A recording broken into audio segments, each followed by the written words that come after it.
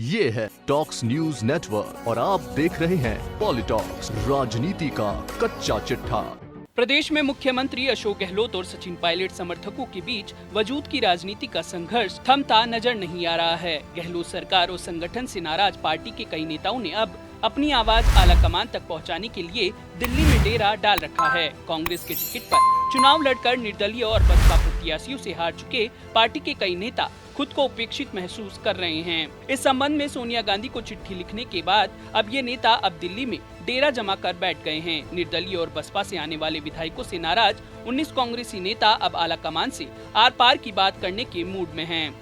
कांग्रेस में उपेक्षित महसूस कर रहे ये सभी नेता पिछले 2 दिन से लगातार एआईसीसी महासचिव और प्रदेश प्रभारी अजय माकन से मिलने की कोशिश कर रहे हैं, लेकिन उन्हें अभी तक मिलने का वक्त नहीं मिला है। दिल्ली पहुंचे कांग्रेस नेताओं में शाहपुरा से कांग्रेस के टिकट पर विधानसभा चुनाव लड़ चुके मनीष यादव, खंडेला के सुभाष मील और बस्सी के दौलत सिंह शामिल हैं। मनीष यादव का कहना है कि निर्दलीयों की सरकार को समर्थन देने का स्वागत हमने भी किया था, लेकिन निर्दलीय सत्ता में क्या शामिल हुए, उन्हें पूरा कांग्रेस संगठन ही सौंप दिया गया। उनका कहना है कि अब सभी कांग्रेसी नेता अजय माकन से मिलकर निर्दलीय विधायकों को कांग्रेस नेताओं के मुकाबले दी जा रही तवज्जो के बारे में अपनी शिकायत रखेंगे। मनीष यादव ने आगे कहा कि निर्दलीयों को ज्यादा तवज्जो देने से कांग्रेस के उन कार्यकर्ताओं के लिए मुश्किल स्थिति पैदा हो गई है जिन्होंने खून पसीने से पार्टी को सींचकर सत्ता में पहुंचाया है। कांग्रेस कार्यकर्ताओं को उन्हीं निर्दलीय विधायकों के आगे छोटे मोटे कामों के लिए भी गुहार लगानी पड़ती है जिन्होंने पार्टी के लिए चुनाव लड़ा था।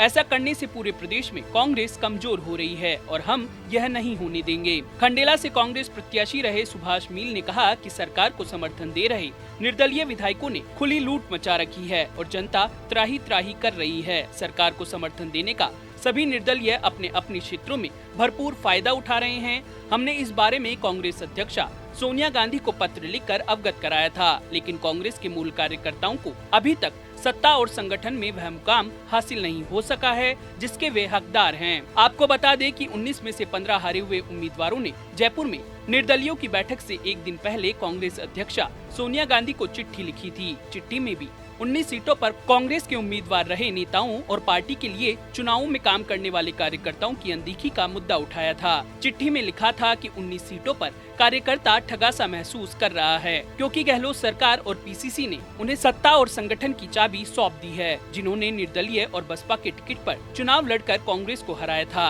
राजस्थान कांग्रेस में मुख्यमंत्री अशोक गहलोत और डिप्टी सीएम सचिन पायलट खेमों के बीच लगभग थम चुकी सियासी बयानबाजी की अब फिर से शुरुआत हो चुकी है। दिल्ली अपनी बात रखने पहुंचे इन नेताओं में अधिकांश वो हैं जिन्हें सचिन पायलट ने पीसीसी चीफ रहते हुए विधानसभा चुनाव में टिकट दिलवाए थे। ऐसा माना जा रहा है कि अब पायलट खेमे ने वापस अपनी मांगों को मुखरता के साथ उठाना शुरू कर दिया है।